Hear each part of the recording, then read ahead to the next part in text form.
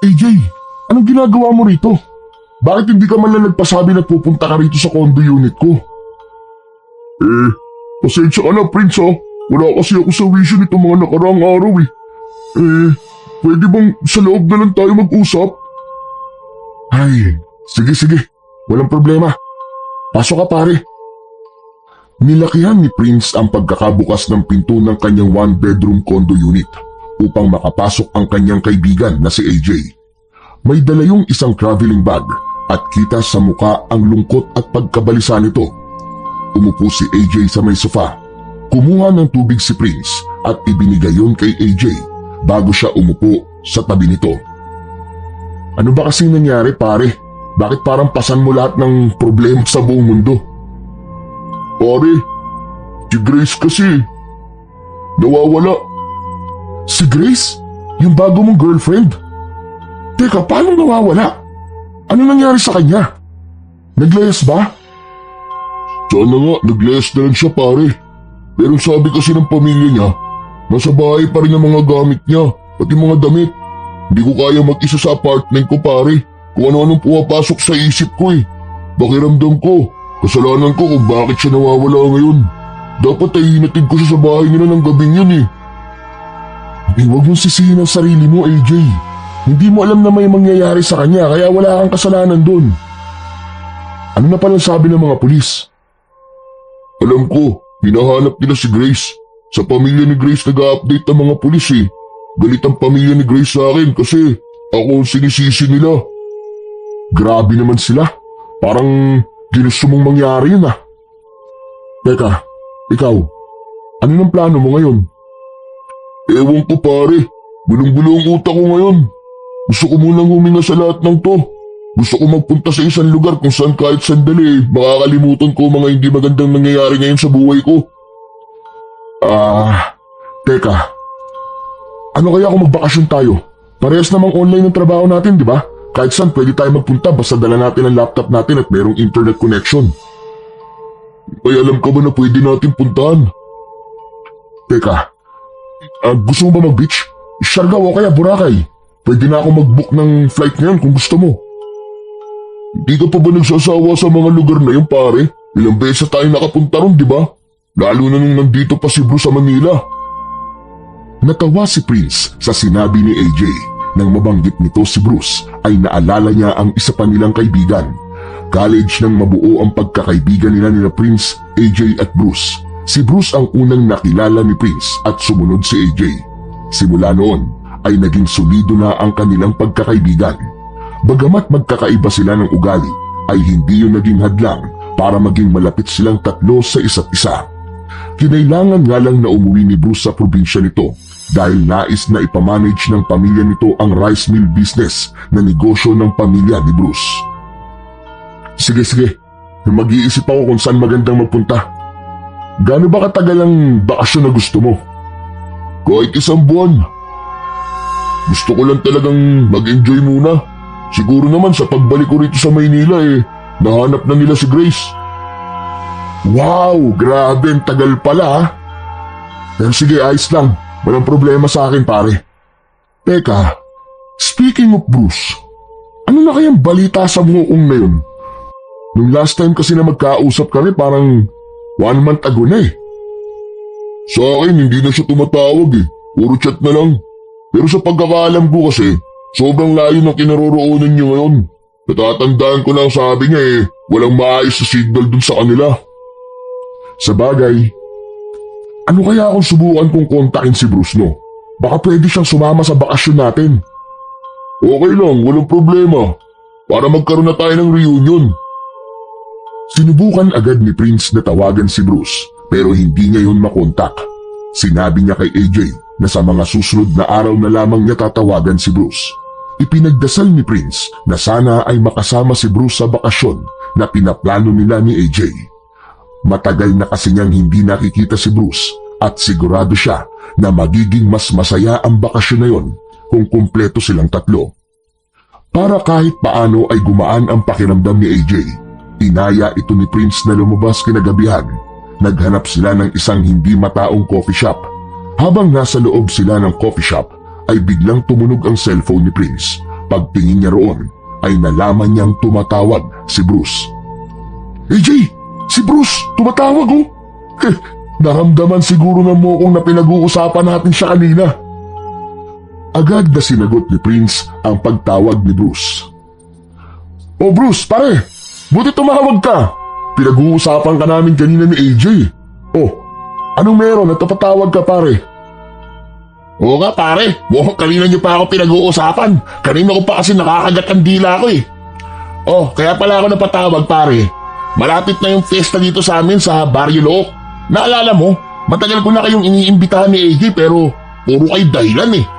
Baka naman this time mapagbigyan niyo na ako. Fiesta? Oh pare, parang ang saya niya na. Pero pare, nagbabala kasi kami ni AJ na magbakasyon eh. May problema kasi tong isa nating kaibigan. Gusto mag-unwind. Di ko naman pwedeng pabayaan. 1 month na bakasyon ang gusto niya. Baka pwede kang sumama sa amin pare. Ni-loudspeaker ni Prince ang tawag upang marinig din ni AJ ang mga sasabihin ni Bruce. Hindi pa ako pwedeng umalis dito sa Look pare. Mahaba kasi ang preparation namin para sa fiesta eh. Pero alam mo, meron akong naisip na idea. Kung gusto nyo, dito na lang kayo magbakasyon sa amin. May higit 1 buwan pa naman bago ang fiesta eh. Tamang-tama kasi 1 buwan din ang bakasyon na gusto nyo, di ba? Okay lang sana, Bruce eh. Pero alam mo naman na kailangan namin ni AJ ng internet connection para makapagtrabaho. Siyempre, kahit nasa bakasyon, kailangan pa rin magtrabaho para hindi mawalan ng pera, pare. May wifi kami rito sa bahay, pare. Hindi nga lang kasing bilis dyan sa Manila pero pwede na yun. Makakapagtrabaho pa rin kayo rito. Tumingin si Prince kay AJ.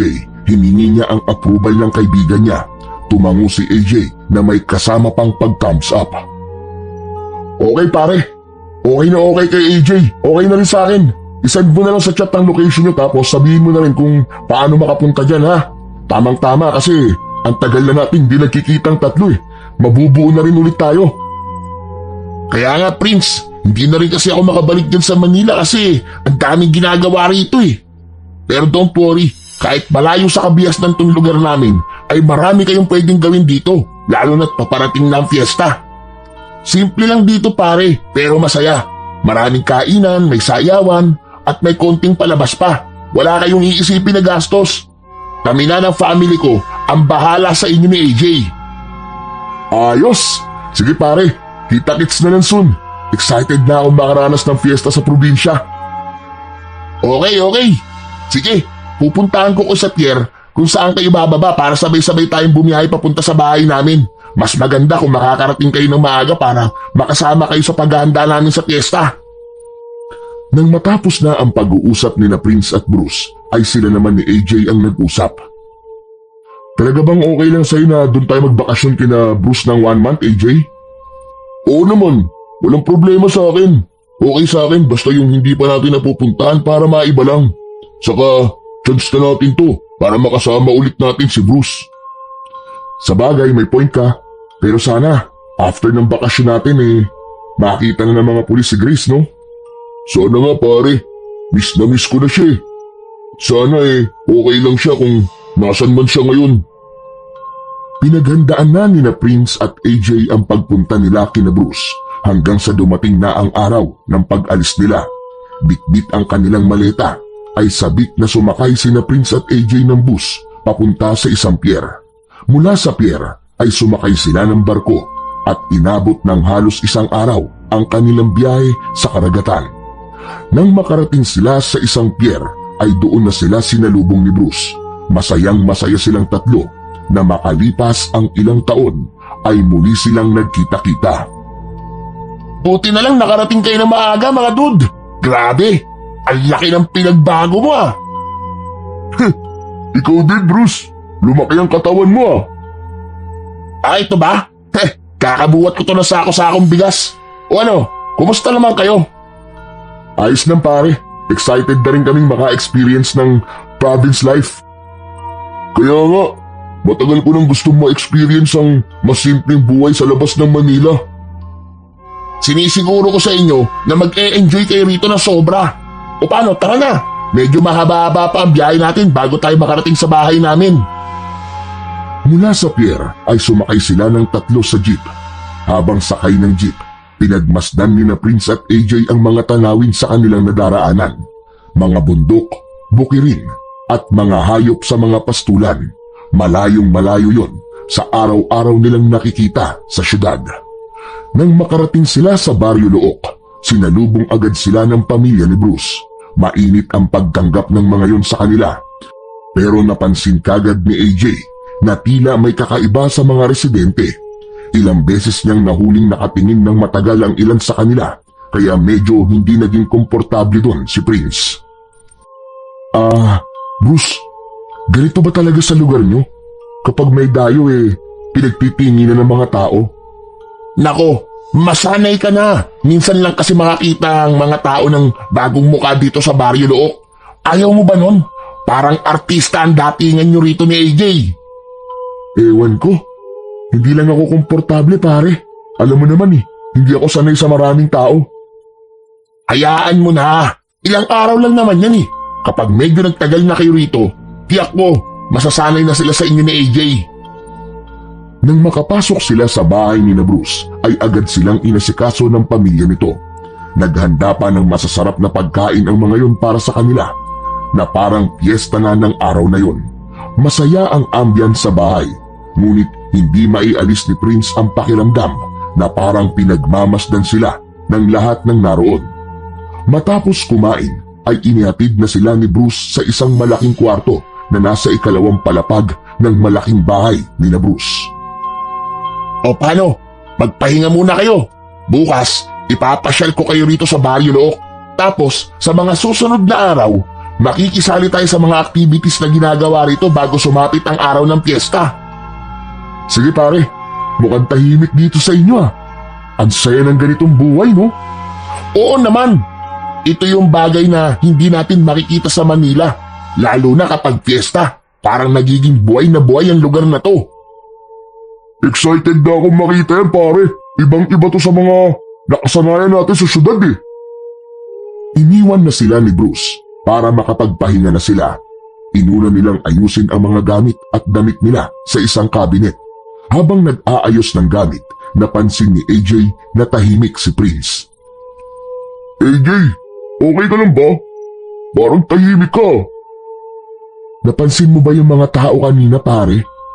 Parang ang dami nilang nakatingin sa atin. O baka masyado lang akong praning. Baka natutuwa lang sila kasi bihira ang mga bisita rito Siguro nga no? Pero parang hindi lang basta titig Parang ano pare? Basta parang may iba. Lalo na sa pamilya ni Bruce. Parang kakaiba ang tingin nila sa ating dalawa. Huwag ka na mag-isip ng kung ano-ano.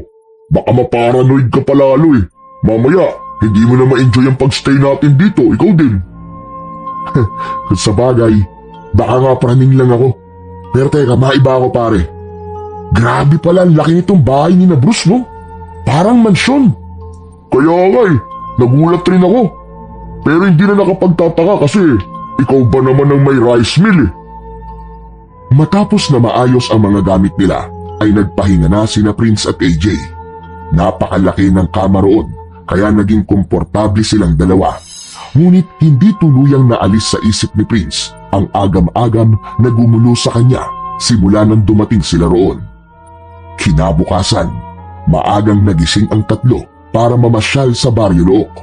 Umikot sila sa mga kalapit na bukirin at kagubatan, sakay ng owner-type jeep ni Bruce. Natuwa sina Prince at AJ dahil ipinakilala sila ni Bruce sa ilang taga roon. Ngunit habang tumatagal ang kanilang pamamasyal, lalo pang napansin ni Prince na tila binabantayan sila ng mga tao. Kahit saan sila pumunta, may mga matang nakamasid sa kanila. Bruce, ang dami palang tao rito, no? Ang liit lang ng baryo nyo pero ang daming tao. Pero Bruce kakaiba pa rin ang tingin nila sa amin ni AJ. Siguro, curious lang sila sa inyo kasi hindi nila kayo kilala. Oo nga pare, kinausap ko na yan si Prince kahapon Sabi ko, huwag siya masyadong paranoid. Wala naman sigurong gagawin masama ang mga tao rito sa aming dalawa, di ba? Alam nyo, mababait ang mga tao rito. Ako na nagsasabi sa inyo. Kahit hindi nila kayo kilala, tutulungan nila kayo kapag kinakailangan. Pero hindi ba? Parang kakaiba ang tingin nila. Lalo na kanina. Parang may mga usapan pa sila habang dumadaan tayo. Alam mo, Prince, normal lang yan dito sa Baryo Look. Gaya ng sinabi ko, bihira ang may taong dumadayo rito. Kaya huwag kang masyadong mag-isip ng kung ano-ano. Ikaw talaga, oh. Tumango na lang si Prince kahit pa may bumabagabag pa rin sa kanya.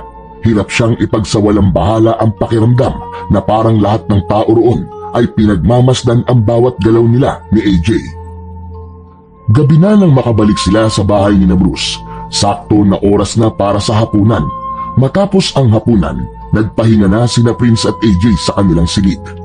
Nahirapang makatulog si Prince habang si AJ naman ay nakatulog kagad pagkahiga sa malambot na kama. Habang nakatitig sa kisame si Prince ay nakarinig siya ng kakaibang tunog sa labas ng bahay. Parang mga kaluskos ng paa at mga pagaspas ng pakpak. Pinilit niyang iisantabi ang takot at pumikit na lang, ngunit hindi siya nakatulog ng maayos ng gabing yun. Kinabukasan ay dinala sina Prince at AJ ni Bruce sa bigasan ng pamilya nito. Nakita nila ang ginagawa ng mga tao ron at kung gaano kalaki ang mga taniman ng palay ni Bruce. Kumusta nga pala ang tulog niyo kagabi, mga pre? Nakapag-adjust na ba kayo? Masarap na ang tulog ko. Hindi nga kami nagbukas ng aircon kasi malamig na eh. Hinayaan lang namin nakabukas yung bintana. Ako pare, medyo namahay pa ako. Pero siguro sa mga susunod na gabi magiging okay na ang tulog ko. Huwag ka kasi nag-iisip ng kung ano-ano, Prince. Gayahin mo ako. Ini-enjoy ko lang ang pagstay ko rito. Oo nga pala, AJ. May balita ka na ba sa girlfriend mo? Yun nga eh. Wala pa rin. Hindi naman ako ina-update ng pamilya ni Grace eh.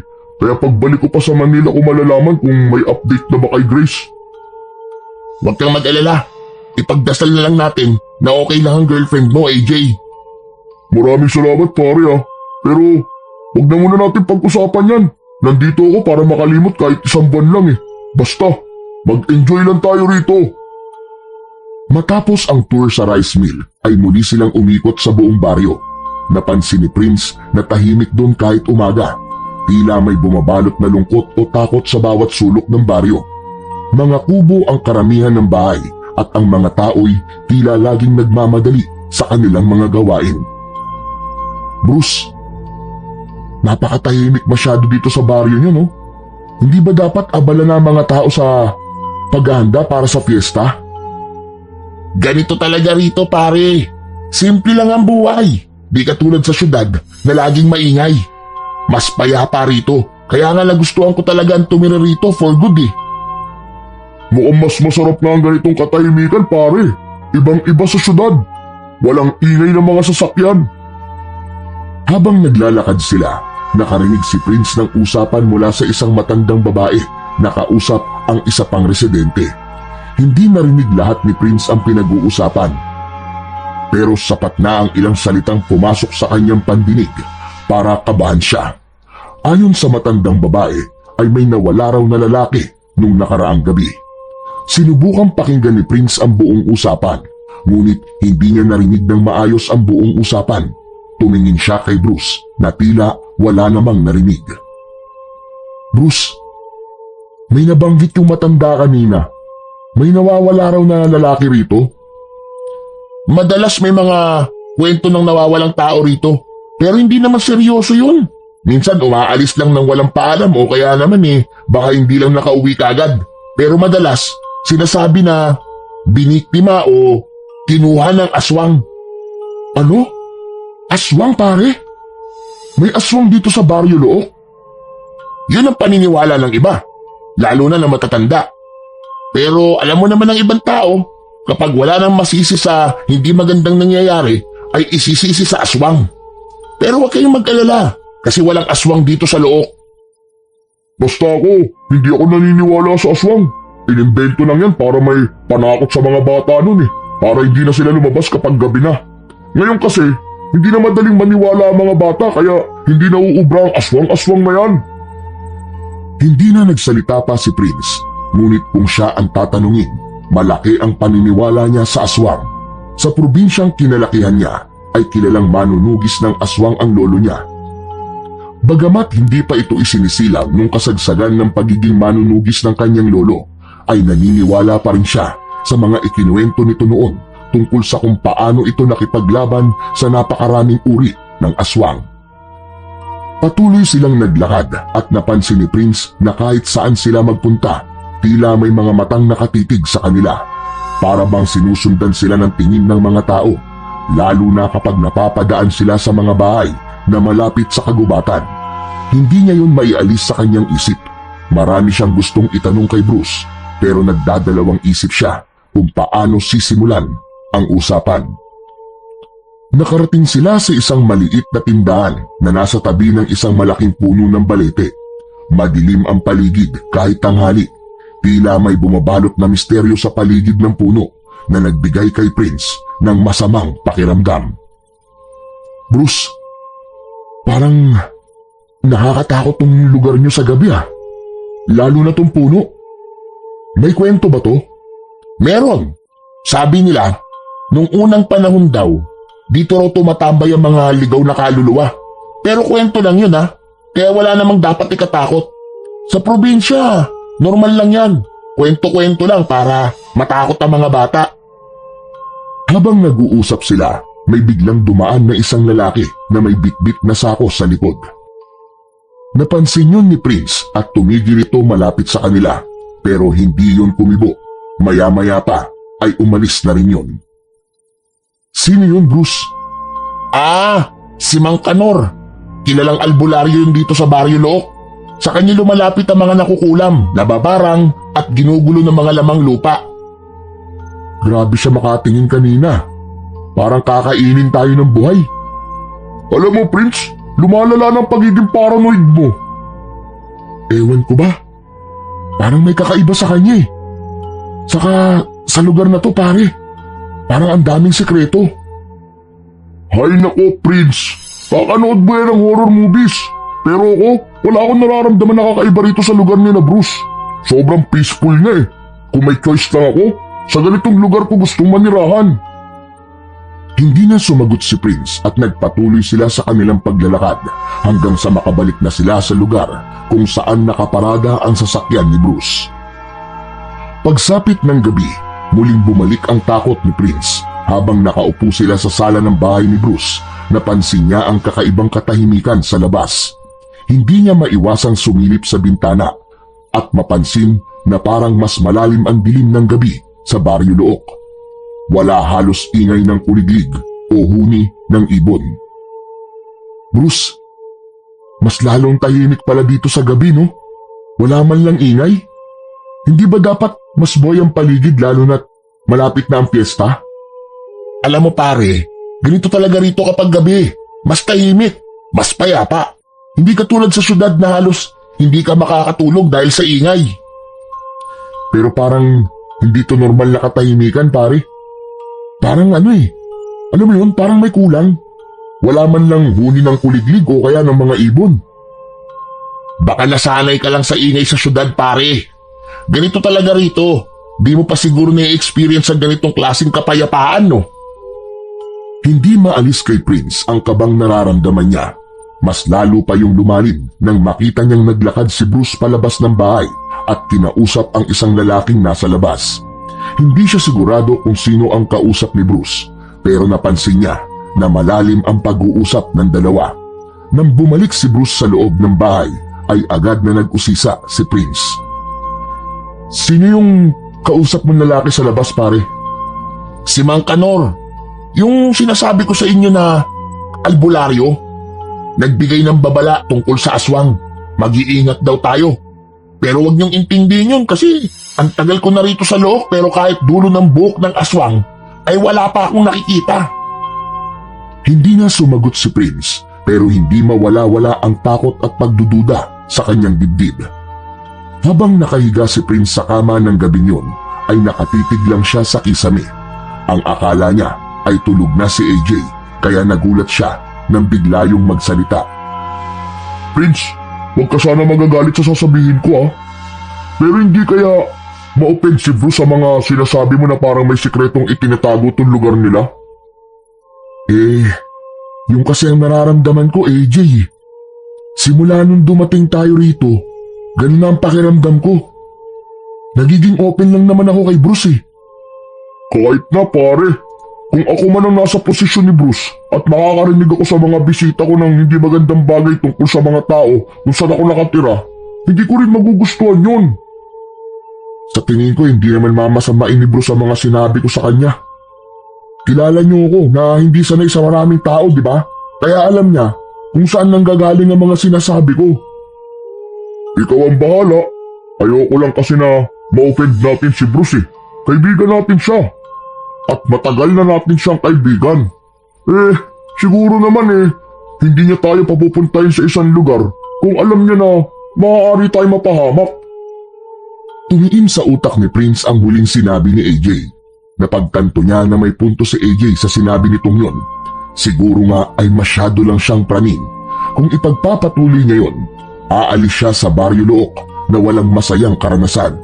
Kaya bago siya matulog, ay ipinangako niya sa kanyang sarili na iiwasan niya na ang masyadong pag-iisip.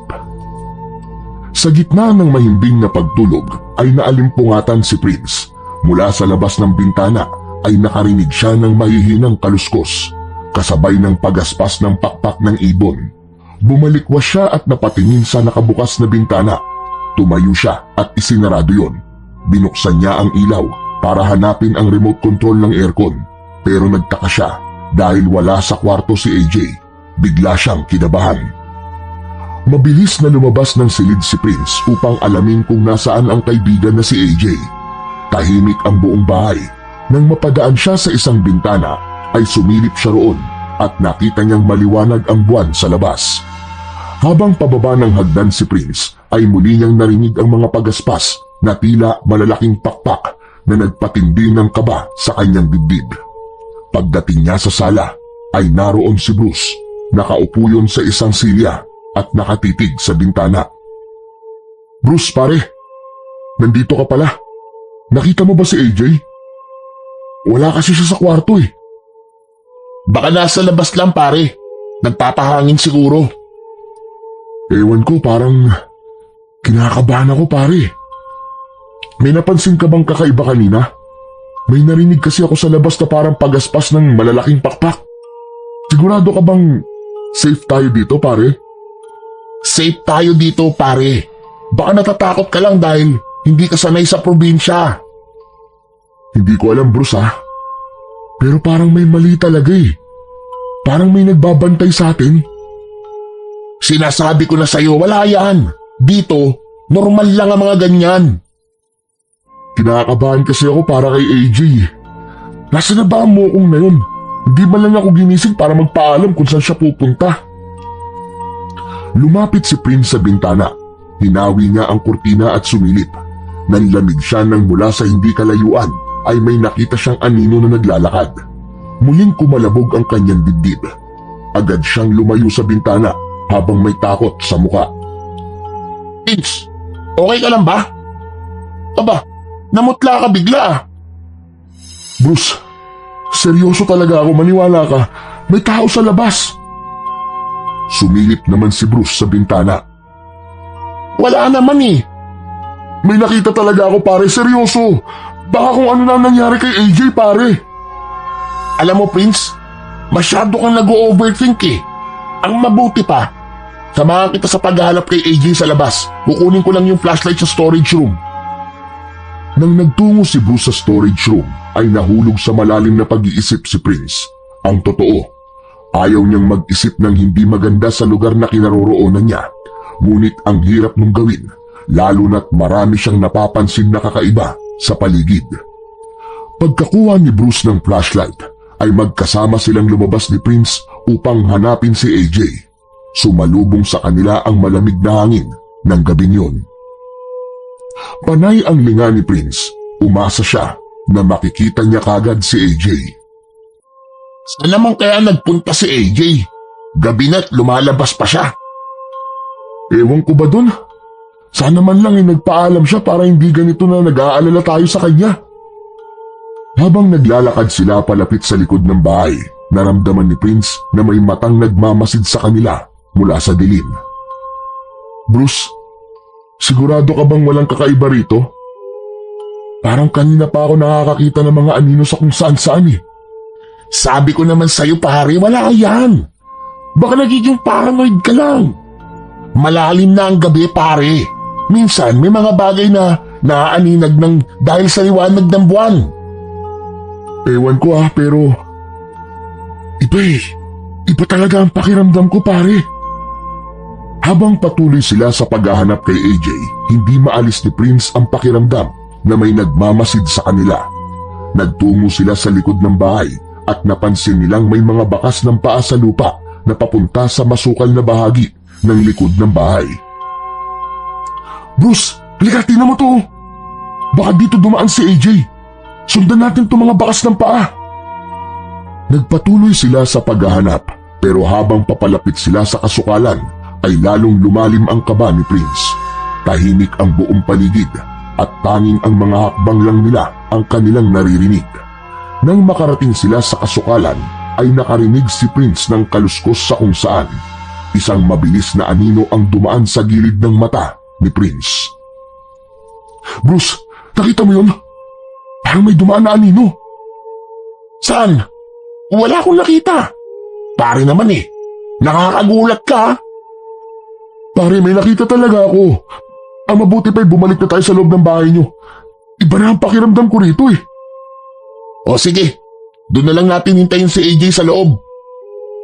Sinamahan ni Bruce si Prince sa kwarto nila ni AJ at ganoon na lamang ang gulat nila nang makita nila roon si AJ na nakahiga at hawak ang cellphone nito.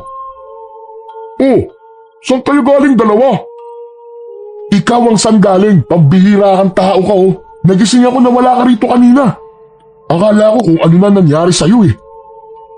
Lumabas lang ako at nagpahangin. Nagkasalisi tayo siguro. Saka, ano naman ang mangyayari sa akin sa labas? Pambihira ka. Ang paranoid mo talaga, Prince. Hindi ako paranoid. Nag-aalala lang ako para sa'yo.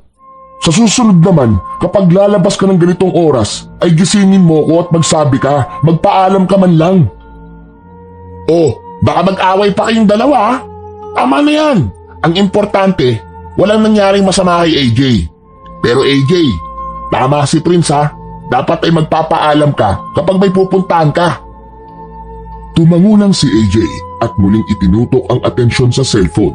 Lumabas na si Bruce ng kwartong yon upang makapagpahinga na sina Prince at AJ. Araw ng linggo, kaya inaya ni Bruce sina Prince at AJ na magsimba. May maliit na chapel doon kung saan nagsisimba ang mga tao. Ngunit nang nagbibihis na si Prince ay napansin niya na hindi pa kumikilos si AJ. AJ, bakit di ka pa nagbibihis? Naghihintay na sa atin sa ibaba si Bruce. Baka malate tayo sa misa. Hindi ako sasama. Medyo masama ang pakiramdam ko eh. Para akong lalagnatin na hindi ko maintindihan. Ganun ba? Sige. Kami na lang ni Bruce ang magsisimba. Magpahinga ka na lang rito. May mga gamot nga pala ako doon pare sa bag ko. Alam ko, merong mga para sa lagnat doon. Kumuha ka na lang ha. Maraming salamat pare. O paano, alis na ako ha.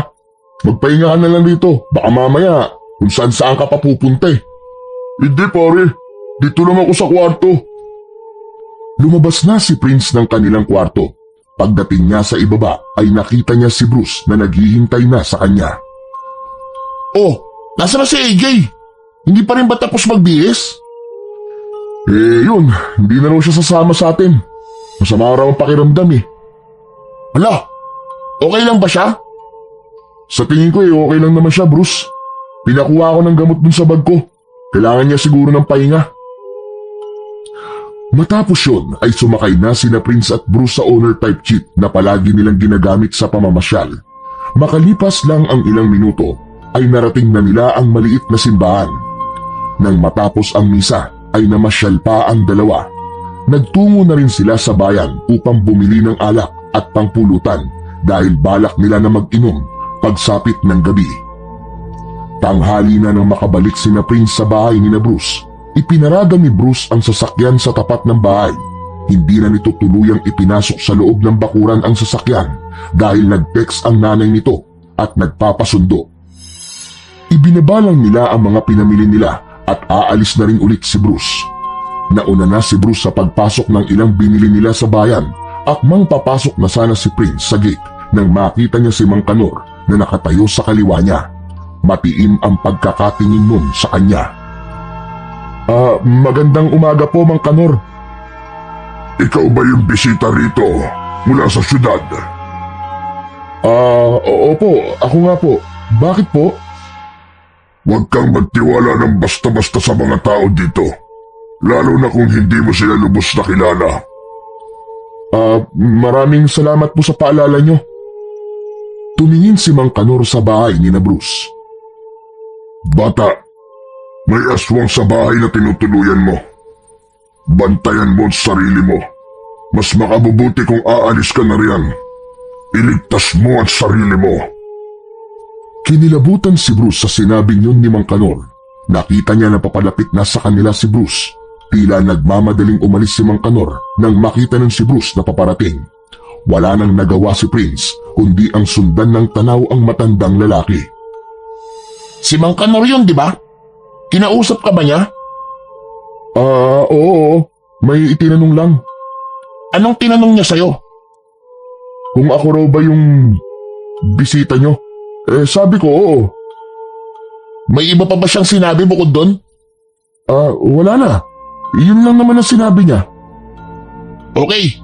Last na yung mga dala mo, di ba? Pakidala na lang yan sa kitchen, Prince. Sina Manang na ang bahala sa mga yan.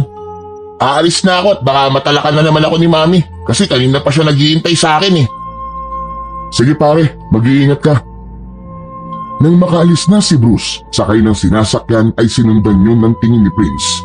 Hindi mawala sa utak niya ang sinabi sa kanya ni Mang Kanor na merong aswang sa bahay ni na Bruce. Kahit noon lamang niya nakilala si Mang Kanor, ay naramdaman niya na hindi yun nagsisinungaling. Pero kung totoo ang sinabi ni Mang Kanor, sino ang aswang sa bahay ni na Bruce? Ipinilig ni Prince ang ulo. Inisip niya na baka wala sa sarili si Mang Kanor. Imposibleng may aswang sa loob ng bahay ni na Bruce dahil gaya ng sinabi ni AJ, matagal na nilang kaibigan si Bruce at hindi sila nito ipapahamak o dadalin sa isang lugar na maaaring may mangyaring masama sa kanila. Kinagabihan, matapos ang hapunan, ay ipinahanda na ni Bruce ang pag-iinuman nilang magkakaibigan. Sa labas nila na pagkasunduan na mag-inom dahil presko doon.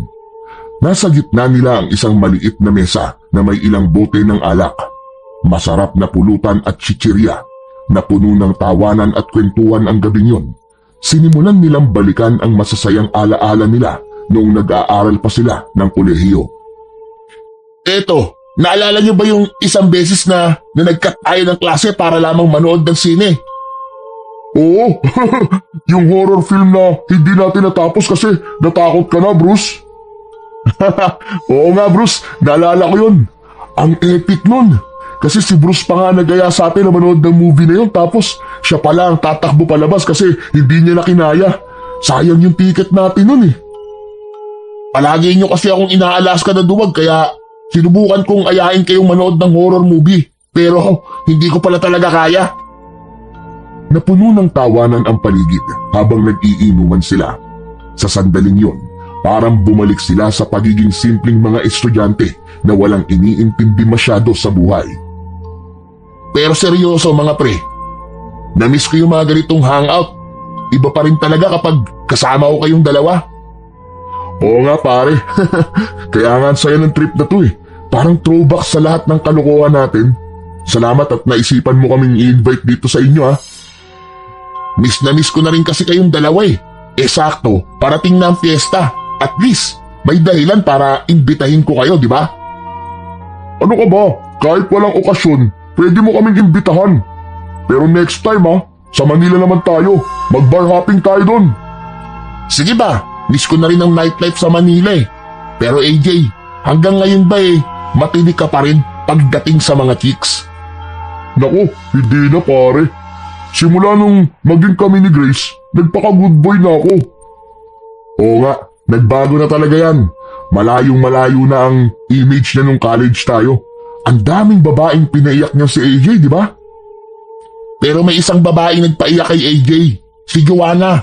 Yung nililigawan ni AJ na hindi niya alam na nililigawan mo rin, Prince. Tapos ang ending, si Prince ang sinagot.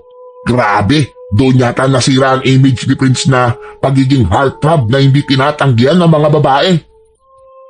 Malakas na tumawa si Bruce, pero sina Prince at AJ ay nakaramdam ng pagka-awkward.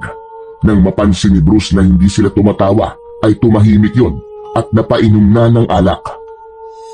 Ang parting yun ng college life nila ang ayaw ng balikan ni Prince dahil muntik nang masira ang pagkakaibigan nila ni AJ nang dahil doon. Mabuti na lang at nagkausap sila ni AJ at mas pinili nila ang kanilang pagkakaibigan kaysa sa magkasira sila nang dahil lang sa isang babae. Ibinalik ni Bruce ang usapan sa masayang topic. Eto mga pare, naalala niyo ba yung time na muntik na tayong di makagraduate dahil sa group project natin? Yung nagpanik tayo kasi na-delete ni AJ yung file na ipe-present natin? Naku, oo nga. Si Prince pa nga yung sobrang stress na stress nun, di ba? Siyempre, ako ang gumawa ng presentation na yun eh.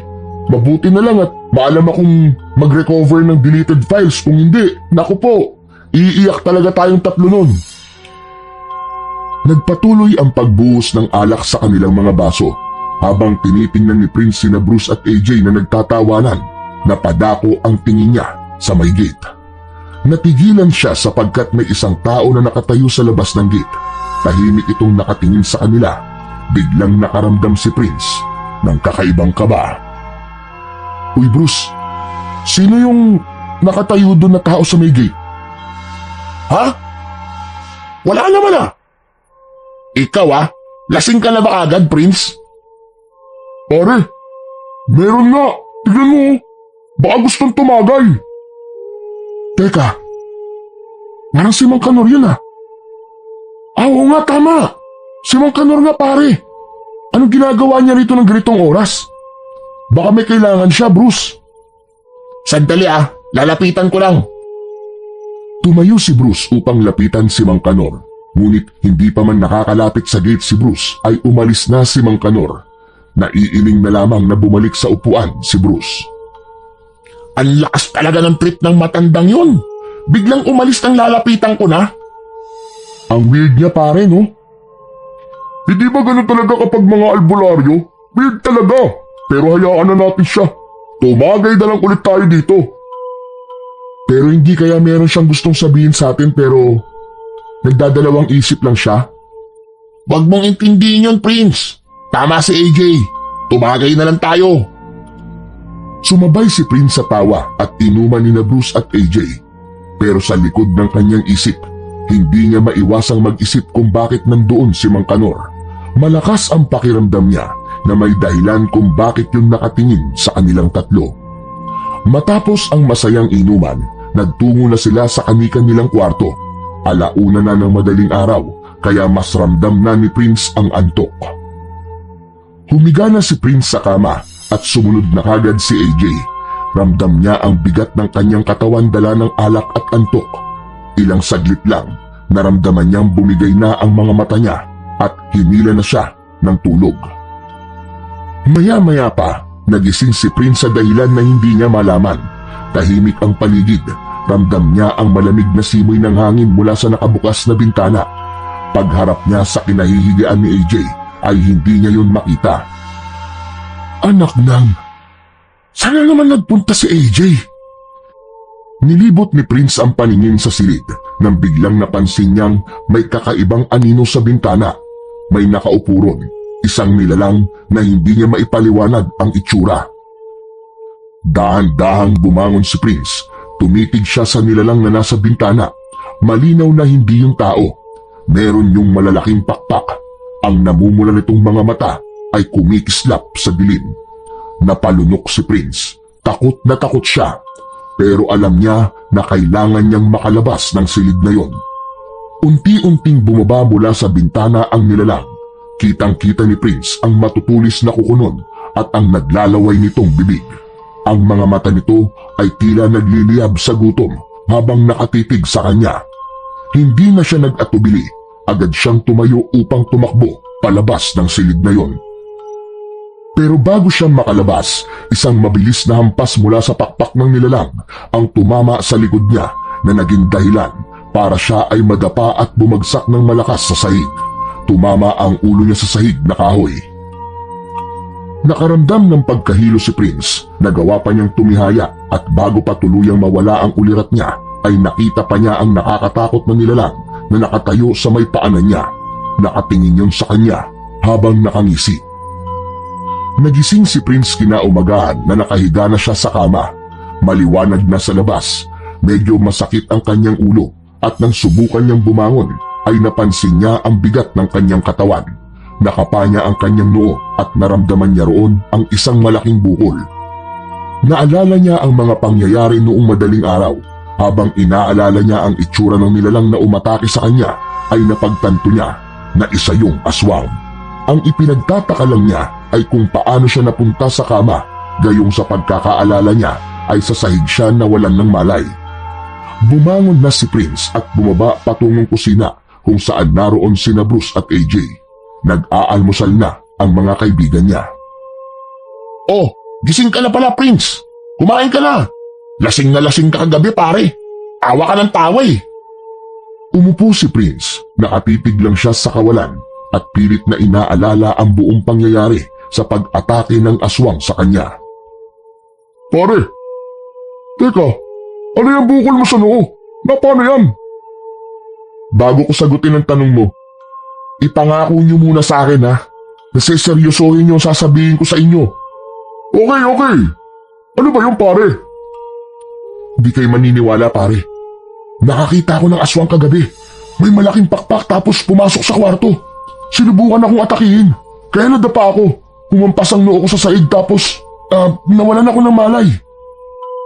Natawa sina Bruce at AJ sa sinabi ni Prince. Halatang hindi naniwala ang dalawa sa kwento ni Prince. Nainsulto naman si Prince pero wala na siyang pakialam. Handa siyang panindigan sa mga kaibigan niya ang sinabi niya tungkol sa pag-atake ng aswang sa kanya. Aswang? Grabe naman, Prince. Mukhang nasobrahan ka lang sa inom kagabi. Baka kung ano-ano lang ang nakikita mo. Alam kong lasing ako, pero alam ko pa rin ang nangyari, pare. Nagtataka nga ako kung bakit nawalan ako ng malay sa saig pero nang magising ako, ay nasa kama na ako. Hindi naman kaya panaginip mo lang yun, Prince? O baka imagination mo lang kasi sobrang lasing ka na eh. Sang-ayon ako sa sinabi mo, Bruce. Nung madaling araw kasi nag-CR ako. Bumalik ako na nasa kama ka at wala sa sahig. Nananaginip ka lang, Prince. Kung panaginip yun, paano nyo may papaliwanag tong bukol sa noo ko? Sige nga. Baka nauntog ka lang kung saan. Hindi mo na maalala kasi lasing na lasing ka nga. Tumingin si Prince kina Bruce at AJ pero tinawanan lang siya ng mga yon na para bang biro lamang ang mga sinabi niya. Alam nyo, hindi na ako natutuwa sa pagtawa nyo sa akin ha. Nagsasabi nga ako ng totoo. Alam ko ang nakita ko. Inatake ako ng aswang kagabi sa mismong kwarto natin, AJ. Kilala nyo ako. Hindi ako sinungaling. Hindi ko ugaling gumawa ng kwento. O pare, relax lang. Kung may aswang man dito, dapat ako mismo ang unang makakakita o makakaalam. Pero sa tagal ko nakatira dito, pare, walang makapagpapatunay na may aswang dito sa Baryo Look. Sorry kung natawa kami, Prince ha. Pero sobrang imposible kasi na sinabi mo eh. Saka, may aswang ba na papasok sa loob ng isang bahay? Sabi mo pa may pakpak. Hindi ba mahihirapan yung kumilo sa loob ng bahay, pare? Tumaas ang kilay ni Prince, ngunit hindi na lang siya sumagot. Naramdaman niya na kahit anong sabihin o paliwanag niya, ay hindi siya paniniwalaan nina AJ at Bruce. Ngunit hindi mababago ng sinabi ng dalawa ang katotohanan na alam niya. Naniniwala siya na totoo ang nangyari nung madaling araw, kaya napagtanto niya na hindi na sila ligtas sa lugar na yon. May nangyayaring kababalaghan sa paligid at hindi niya yun maaaring ipagsawalang bahala lang. Hindi maalis sa isip ni Prince ang pag-atake sa kanya ng aswang. Kahit na sinubukan niyang isang tabi yun, ay tila paulit-ulit na bumabalik ang imahe ng nilalang na may malalaking pakpak at ang pag-atake nun sa kanya. Habang nagpapahinga sa sala ng bahay ni Bruce, naramdaman ni Prince na kailangan niyang gumawa ng paraan para maunawaan kung ano ba talaga ang nangyari. Tumayo siya at lumabas ng bahay. Nagdesisyon siyang mag-ikot sa baryo upang makahanap ng mga sagot. Naglalakad siya sa kalsada nang bigla niyang makita si Mang Kanor na nakatayo sa gilid ng daan. Mabilis siyang lumapit dito. Hindi niya alam pero may pakiramdam siya na ang matandang lalaki ang makapagbibigay sa kanya ng kasagutan na hinahanap niya. Mang Kanor, kailangan ko po kayong makausap. Anong kailangan mo sa akin? Hindi po ba ang sinabi niyo sa akin may aswang po sa bahay kung saan ako nakatira? Sino po sa kanila? Sino sa mga tao sa loob ng bahay nila Bruce ang aswang? Luminga si Mang Kanor sa paligid na parang nais nitong makasiguro na walang makakarinig sa mga susunod nitong sasabihin. Hindi ko alam kung sino sa kanila ang aswang. Pero may nararamdaman akong malakas na presensya ng aswang sa bahay na yon. Ibig po sabihin hindi niyo po alam? Paano niyo po nasasabi na may aswang kung hindi niyo naman alam kung sino? Hindi lahat ng bagay ay nakikita ko. Pero ang presensya ng aswang sa bahay na yon ay sadyang malakas. Kaya nga sinasabi ko sa'yo, mag-ingat ka. Hindi mo alam kung anong pwedeng mangyari sa'yo sa loob ng bahay na yon. Nanlamig si Prince sa mga sinabi ni Mang Kanor. Hindi niya alam kung sino sa mga kasama niya sa bahay ni Bruce ang dapat niyang pagkatiwalaan. Kung ganun Mang Kanor, ano pong dapat mong gawin? Magmasid ka. Manatiling alerto. Hindi mo alam kung kailan aatake ang aswang. Pero Mang Kanor, paano ko malalaman kung sino po ang aswang? Ang aswang, kapag nasaan yung tao, ay marunong magtago. Pero hindi magtatagal ay makikita mo rin ang kaibahan niya sa mga kagaya nating normal na tao. Sa ngayon, magtiwala ka sa nararamdaman mo. Huwag mong hayaan ang takot na magpahina sa'yo. Ngunit mas makabubuti kung umalis ka na rito bago pa may mangyari sa'yo na hindi mo magugustuhan. Salamat po Mang Kanor. Tatandaan ko po mga sinabi niyo. Mabuti. Kung kailangan mo ko, hanapin mo lang ako. Sa ngayon ay kailangan ko nang umalis dahil may gagawin pa ako. Sa paglayo ni Mang Kanor ay nanatiling nakatayo si Prince. Ang daming tanong na gumugulo sa isip niya. Hindi niya alam kung sino ang dapat pagkatiwalaan sa bahay ni Bruce. Pero isa lang ang sigurado siya. Kailangan niyang mag-ingat kung nais pa niyang mabuhay. Sa kabila ng lahat ng mga hindi magandang nangyari, ay pinili pa rin ni Prince ang manatili sa Baryo Look. Isinantabi niya ang gumugulo sa utak niya dahil nahiya siya kina Bruce at AJ. Sa tuwing kasama kasi siya ng dalawa ay palaging lumilipad ang isip niya. Isang umaga, naglakad sina Prince, AJ at Bruce sa Baryo Look upang panoorin ang mga taong naglalagay ng banderitas. Galing sila sa gubat kung saan pinuntahan nila ang isang maliit na talon. Habang naglalakad sila, napansin nila ang kaguluhan sa gitna ng plaza. Ang mga tao ay nagsisiksikan, may mga nagbubulungan at may ilan na tila gulat at takot. Ano kayang nangyayari ron? Tara, tingnan natin. Wala lang yun. Ang mabuti pa, umuwi na tayo. Medyo nagugutom na ako eh. Teka, sandali lang tayo. Kung gusto nyo mauna na kayo. I-check ko lang yun. Hindi na hinintay ni Prince ang sagot ng dalawa niyang kasama at nagtungo na siya sa kumpulan ng mga tao. Sumunod sa kanya sina AJ at Bruce. Sumiksik sila sa mga taong nagkukumpulan. Sa gitna ng pulutong, bumungad sa kanila ang nakahandusay na katawan ng isang lalaki. Maraming dugo ang nasa paligid nito at tila kinatay ang katawan. Para bang nilapa ng isang mabangis na hayop ang lalaking wala ng buhay. Diyos ko po! Ano to? Ang tanong, anong nangyari sa kanya? Grabe naman ang pagkakapatay sa kanya. Hindi na kinaya ni Prince ang karumal-dumal na senaryo at nagmamadali siyang umalis sa kumpulan ng tao. Halos patakbo niyang tinungo ang isang puno sa kabilang kalsada. Sumuka siya sa gilid ng puno. O pare, ayos ka lang ba? Sabi ko naman kasi sa'yo wag na nating i-check eh. Tingnan mo nangyari sa'yo ngayon. Hindi pare, mas mabuti na nakita natin yun. Ayos lang naman ako. At least, aware na tayo sa nangyayari sa lugar na to. Sobra naman yung pare. Sino kayang pumatay dun sa lalaki? Nakakaawa. Siguro baka hayop lang yun. May mga ligaw na hayop dito minsan eh. Kaya malamang yun ang salarin. Hayop, Bruce? Hindi yun magagawa ng hayop. Nakita mo ba yung itsura ng bangkay at mga sugat niya? Alam mo kung anong pumatay dun. Aswang. Aswang pare.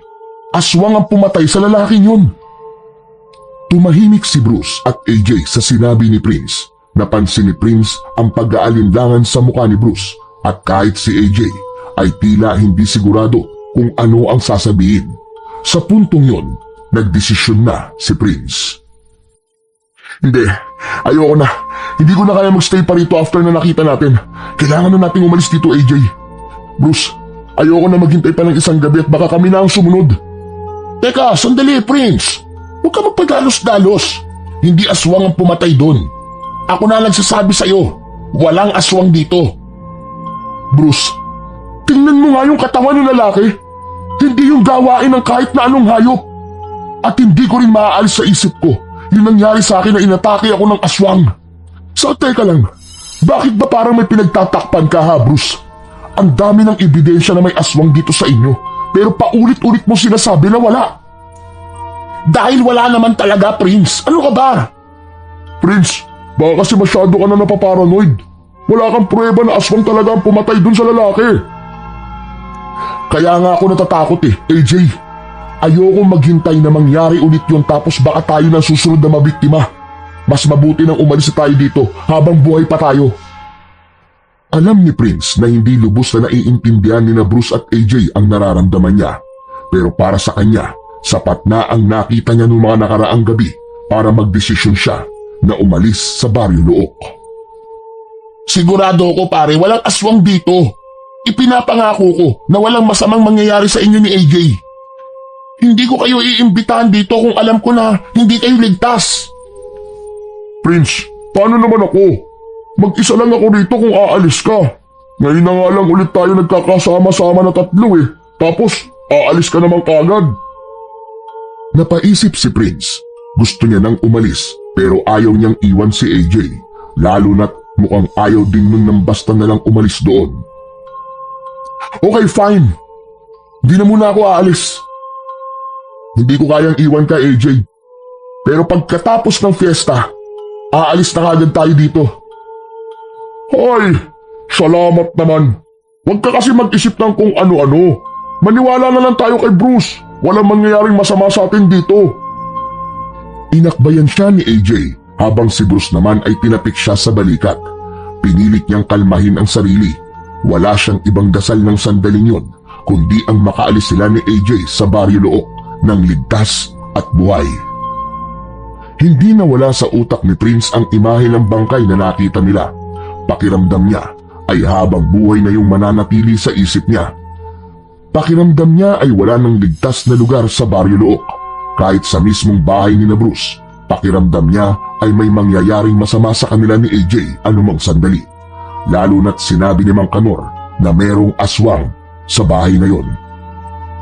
Nais niyang makasama si Bruce pero ng sandaling yon ay pinagsisihan niya kung bakit pa sila nagtungo roon. Kung kaya lang niyang ibalik ang oras ay hindi na sila sumang-ayon sa imbitasyon ni Bruce. Isang hapon, mag-isa si Prince sa kwarto. Nakadungaw siya sa bintana habang malalim na nag-iisip. Narinig niya ang pagbukas ng pinto at maya-maya pa ay nakita niya si AJ na tumayo sa tabi niya. Ang lalim ng iniisip mo, Prince Aswang pa rin ba ang gumugulo sa'yo? Napansin mo ba si Bruce, pare? Parang ano Parang may kakaiba sa kanya. Kakaiba? Anong ibig mo sabihin? Wala akong napapansin na kakaiba sa kanya, pare. Hindi ko alam Pero parang may itinatago siya sa atin. Simula pa lang, pare. Parang masyado niyang pinagtatakpan ng mga hindi magandang nangyayari rito. Parang hindi niya binibigyan ng pansin ng mga nangyayari sa lugar na to. Yung pinatay na lalaki. Parang wala lang sa kanya. Siguro dahil hindi nila kamag-anak yung pinatay.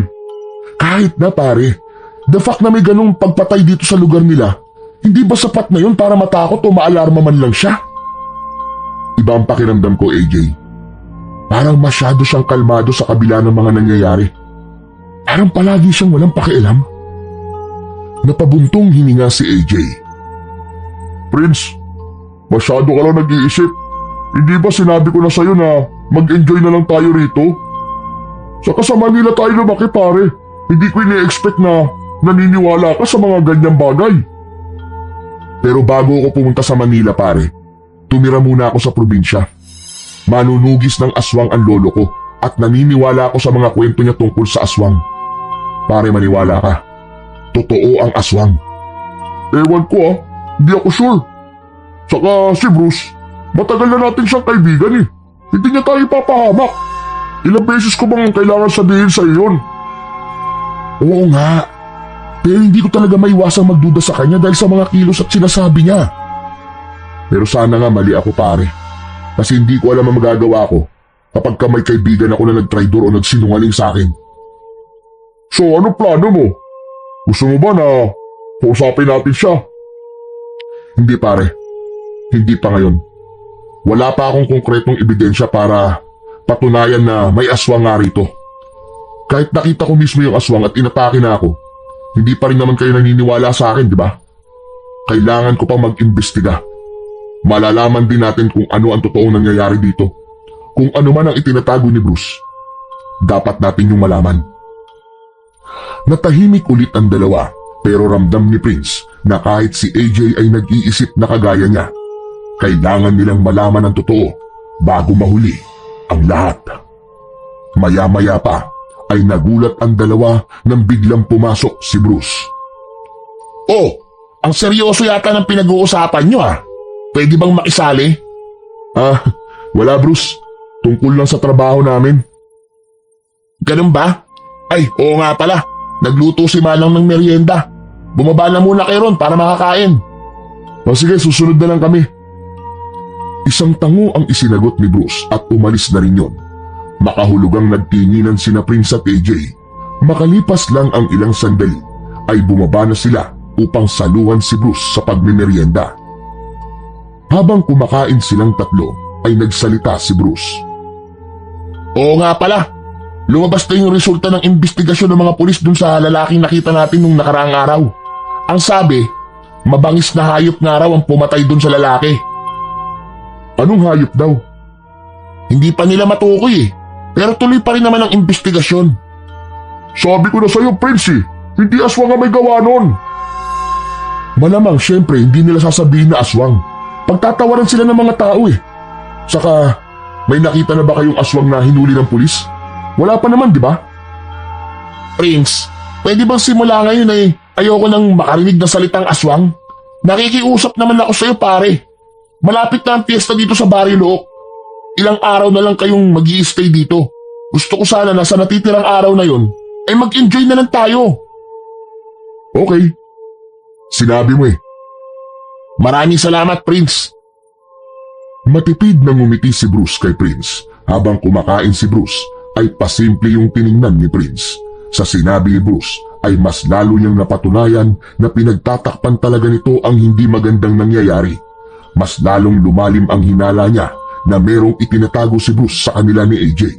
At hindi siya makakapayag na aalis sila sa Barrio Look nang hindi yun nalalaman.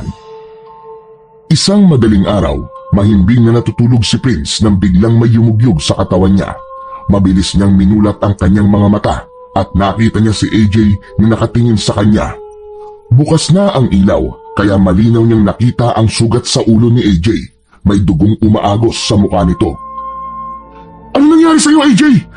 Bakit may sugat ka sa ulo? Prince, kailangan na nating umalis dito. Bumangon agad si Prince. Litong-lito siya. Doon niya nakita na hindi lang sa ulo ang sugat ni AJ. May malalim itong sugat sa braso at ang damit nito ay may bahid ng dugo. Bakas sa mukha nito ang takot. Umalis na tayo rito ngayon, pare. Huwag na nating dali ang mga damit natin. Yung wallet na lang natin ang dali natin. Sandali, AJ. Hindi kita maintindihan kung bakit tayo aalis. Kailangan muna nating magpunta sa ospital. Ano ba kasi nangyari sa'yo? Bakit ka nasugatan? Prince, tama ka sa sinabi mo. Dapat pala noon pa lang nakinig na ako sa'yo eh. Anong ibig mo sabihin? Inatake ako, Prince. Inatake ako ng aswang. Naglalakad ako nang biglang may aswang na humarang sa akin. Mabuti na lang at nagawa ko makatakas. Biglang napigilan si Prince. Nanlamig siya sa sinabing yun ni AJ. Kailangan na natin sabihin to kay Bruce. Sigurado ako na sa pagkakataon na to ay maniniwala na siya na mayroong aswang dito sa lugar nila. Ikaw ang magpapatunay sa kanya na tama ang lahat ng hinala ko. Wag! Hindi natin pwedeng kausapin si Bruce tungkol dito, Prince. Tama ka na mayroong itinatago si Bruce sa atin. Si Bruce! Pare, siya ang aswang. Siya ang umatake sa akin. Nakita ko na nagbago ang anyo niya mismo sa harapan ko. Hindi ako maaaring magkamali, Prince. Aswang si Bruce, kaya kailangan na nating umalis dito. Sigurado ko napapatay niya tayo dalawa dahil alam ko na ang sikreto niya. Ano? Sigurado ka ba? Baka... Prince, tingnan mo ko. Tingnan mo ang mga sugat ko, pare. Sa tingin mo ba gawa lang to ng tao?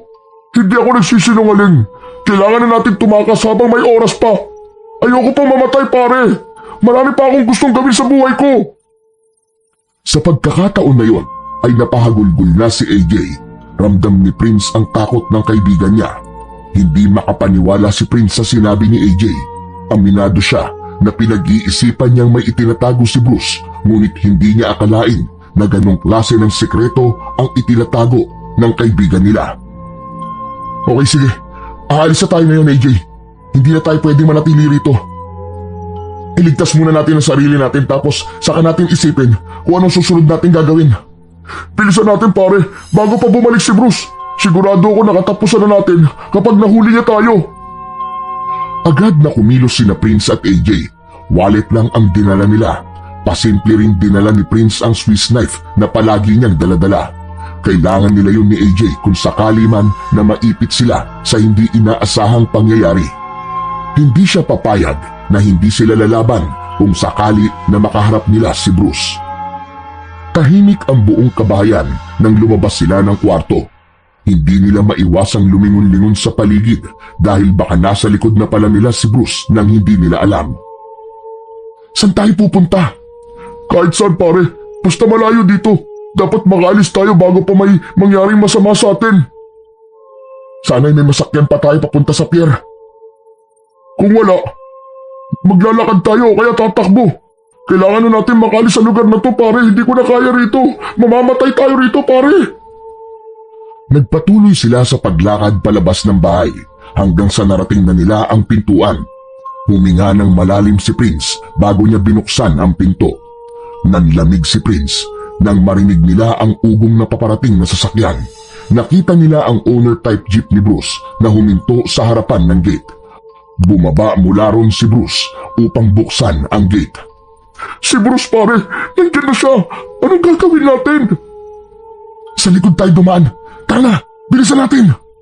Mabilis na tinungo ni na Prince at AJ ang pinto sa may kusina. Doon sila lumabas. Wala silang nakita kundi ang kasukalan na nagtatago sa dilim. Alam nilang yun lang ang natitirang daan upang makatakas sila. Gamit ang flashlight ng kanilang cellphone ay pinanglawan nila ang kanilang dinadaanan. Diretso tayo sa gubat, pare. Doon tayo lalabas para makapunta sa main road. Sigurado ka ba? Baka mas mapanganib doon. Wala na tayong ibang pagpipilian. Kung mananatili tayo dito, siguradong mahuhuli tayo ni Bruce. Hindi na tayo ligtas sa bahay na to. Wala nang nagawa si AJ kundi ang pumayag sa sinabi ni Prince. Ang kasukalan ay mas malala kaysa sa kanilang inaasahan. Matataas ang mga damo at ang mga sanga ng puno ay tila sinadyang harangan ng daan nila patungo sa kagubatan. Nagpatuloy sila. Nagmamadali sila at hindi lumilingon pa sa bahay na iniwanan nila. Prince! AJ! Bumalik kayo rito! Mas lalong binilisan ni na Prince at AJ nang marinig nila ang sigaw ni Bruce. Sa wakas ay narating na nila ang gubat. Panay ang lingon ni Prince upang masiguro na hindi na nakasunod si Bruce sa kanila. Sandali na, Prince. Magpahinga na muna tayo. Napahinto sa pagtakbo si Prince. Nakita niya na nakasandal sa katawan ng puno si AJ habang habol ang paghinga. AJ, alam ko nakakapagod tong ginagawa natin, pero hindi tayo pwedeng tumigil. Baka nakasunod pa rin sa atin si Bruce. Kahit sandali lang pare, magpahinga na muna tayo. Okay, sige.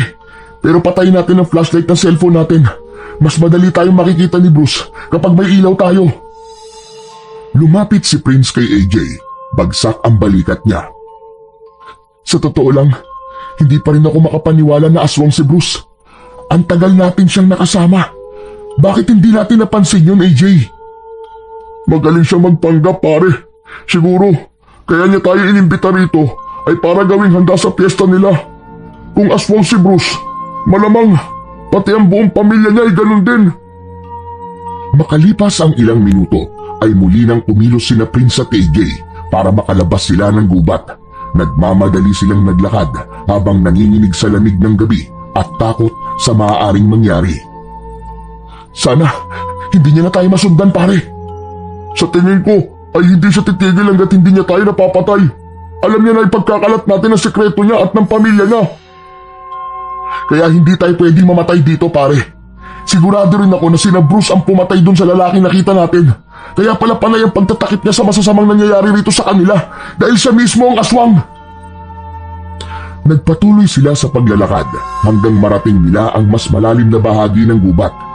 Doon ay tila mas lumalamig ang hangin at ang liwanag ng buwan ay halos nawala na sa ilalim ng makapal na dahon ng mga puno. Ngunit sa gitna ng pagtakbo ni na Prince ay isang figura ang lumitaw sa kanilang harapan. Si Bruce. Tumigil ang dalawa. Walang ideya si Prince kung paano nakapunta si Bruce doon ng ganun kabilis. Prince, kailangan mong lumayo kay AJ. Hindi mo alam kung ano siya. Huwag kang makinig sa kanya, Prince.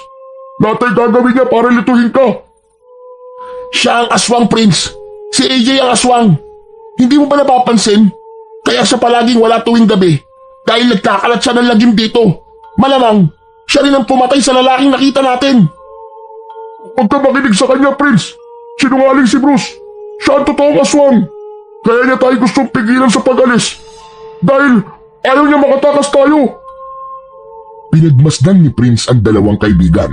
Si Bruce na puno ng galit at desperasyon at si AJ nakitang-kita ang takot sa muka. Lumapit ng bahagya si Bruce. Mabilis na inilabas ni Prince ang Swiss knife at itinutok yon kay Bruce. Huwag kang lalapit! Papatayin kita, Bruce! Huwag mo akong susubukan! Prince, pare! Hindi ka ba naniniwala sa akin? Kilala mo ako mula noon. Wala akong dahilan para saktan ka. Pero si AJ, siya ang dahilan ng lahat ng kaguluhan dito. Simula nang dumating kayo rito, pare, nagsimula na ang pagpatay ng aswang dito. Prince, alam mong hindi ko magagawa yun. Matagal na tayo magkaibigan, di ba? Hindi kita kayang lukuhin. Nanginginig ang kamay ni Prince habang hawak ang Swiss knife.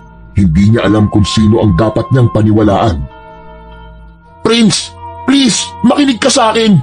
Kung hindi ka lalayo kay AJ, baka ikaw na ang susunod niyang biktima. Tama lang kasinungalingan mo, Bruce. Hindi ba't kaya mo kami inimbita rito ay para gawing handa sa fiesta niyo? Hindi lang ikaw ang aswang, pati ang buong pamilya mo. Nakatitig si Prince kay AJ at sa kabila ng lahat, pinili niyang maniwala sa kaibigan na mas matagal niya nang nakasama. Bruce, kung hayaan mo lang kami ni AJ na makaalis dito, ipinapangako ko sa'yo, habang buhay namin itatago ang sekreto mo. Hayaan mo lang kaming mabuhay ni AJ. Parang awa mo na, pare. Prince, ano ka ba? Huwag ka magpalinlang kay AJ. Maniwala ka sa akin. Siya ang aswang at hindi ako. Nagsisinungaling siya. Inunahan niya lang ako na magsabi sa'yo dahil nalaman ko ng totoo niyang pagkatao. Pabayaan mo na lang kami na makaalis, Bruce. Isipin mo na lang ang pagkakaibigan at mga alaala natin. Hindi kami naging masamang kaibigan para gawin mo to sa amin ni AJ. Habang patuloy silang nag-uusap, biglang dumating si Mang Kanor na may hawak na itak at buntot ng pagi. Ang biglaang pagdating ng albularyo ang nagpatigil sa kanilang tatlo. Tumigil ka sa kasinungalingan mo. Prince, lumayo ka sa lalaking katabi mo. Siya ang aswang at hindi si Bruce. Nakita ko siya kanina habang nag-iikot ako. Nagbago siya ng anyo at naging aswang siya. Inatake ko siya, kaya siya may mga sugat. Naguguluhan na napatingin si Prince kay AJ habang naluluwa. Biglang nag-iba ang ekspresyon ni AJ. Ang kanina tila inosenteng anyo nito ay biglang naglaho at isang malalim na ngisi ang sumilay sa mga labi nito. Bigla namang napaatras si Prince. Sa tingin ko, ay wala nang dahilan para magpanggap ako. Gusto ko lang sana makaalis na mapayapa sa lugar na ito. Pero pinipilit niyo akong gumawa ng bagay na pagsisisihan yung lahat sa huli. Biglang nagbago ng anyo si AJ. Mula sa likod nito ay lumabas ang malalaking pakpak. Naging matulis ang mga kuko nito at maging ang mga ngipin. Sa isang kisap mata ay tuluyan ng naging aswang si AJ. Tapos na ang pagtatago. Papatayin ko kayong lahat. Sa isang iglap, umatake si AJ kay Prince. Ngunit mabilis na naitaboy ni Mang Kanor si AJ gamit ang buntot ng pagi. Napahandusay si AJ sa lupa nang lumatay sa likod nito ang buntot ng pagi. Hindi kita papayagang makapatay pa ng iba. Sumugod si AJ kay Mang Kanor, ngunit mabilis itong inatake ni Mang Kanor gamit ang itak at buntot ng pagi. Ang mga tunog ng itak na tumatama sa katawan ni AJ at ang mga hiyaw nito ay umaalingaw-ngaw sa buong gubat. Nagpatuloy ang laban. Mabilis na nakaiwas si Mang Kanor sa mga matatalim na kuko ni AJ. Nakita ni Prince ang kakaibang bilis ni AJ, ngunit hindi rin nagpatalo si Mang Kanor. Nagpatuloy ang sagupaan hanggang sa isang malalim na hiwa ang nagawa ni Mang Kanor sa dibdib ni AJ gamit ang itak. Napasigaw si AJ nang ipagdiinan pa ni Mang Kanor ang itak sa dibdib nito. Nang hugutin ni Mang Kanor ang itak, ay walang buhay na bumagsak si AJ sa lupa. Umiiyak na nilapitan ni Prince si AJ na nasaan yung aswang pa rin. Hindi niya alam kung hahawakan niya ba yun. Halo-halo na ang emosyon na nararamdaman niya. Lumapit si Bruce sa kanya at mahigpit siyang niyakap. Alam ni Prince na pareha silang nasaktan ni Bruce sa sinapit ni AJ. Ngunit wala silang magagawa dahil si AJ na rin ang pumili ng kapalaran nito. Nang may masmasan sila, ay inilibing nila sa gitna ng gubat ang bangkay ni AJ. Bago sila umalis doon, ay nagpasalamat sila kay Mang Kanor. Kung hindi dahil sa matandang albularyo, ay baka hindi na nakalabas ng buhay ng gubat sina Prince at Bruce. Nagdesisyon si Prince na umalis na sa Baryo Look. Hindi niya na kinayang manatili pa roon matapos ang lahat ng nangyari. Inihatid siya ni Bruce sa pier at habang hindi pa nakakasakay ng barko ay sandali silang nag-usap. Doon ipinaliwanag ni Bruce ang lahat ng nangyari ng gabing yun. Habang pabalik ako sa bahay, nakita ko si Mang Kanor. May nilalabanan siyang aswang. Hindi ko agad nakita kung sino. Kaya lumapit ako. Dala ko ang flashlight ko. At doon ko nakita si AJ. Nang makita naman ako ni AJ, bigla siyang tumakas at hindi na namin siya nahabol ni Mang Kanor. Nakakalungkot lang na kailangan niya mawala, Bruce. Kaya ko siyang tanggapin kahit aswang siya eh. Kasi kaibigan natin siya, pare. Pero nang sinabi niya na papatayin niya tayo upang protektahan ang sikreto niya, nagbago na ang tingin ko sa kanya. Nang makabalik na si Prince sa condo unit niya, ay doon niya na siguradong ligtas na siya. Dala-dala pa rin niya ang lungkot at trauma nang dahil sa nangyari. Isang gabi, habang nanonood siya ng balita sa telebisyon, isang balita ang gumulat sa kanya. Natagpuan ang bangkay ng isang babae sa isang talahiban sa isang tagong barangay. Kinilala itong si Grace Encarnacion. Si AJ Torres na boyfriend ng biktima ay itinuturing na sospek sa pagkamatay ni Grace. Ngunit hanggang sa ngayon ay wala pa ring lead ang pulisya kung nasaan si AJ. Hindi makapaniwala si Prince sa kanyang narinig. Bumigat ang kanyang dibdib.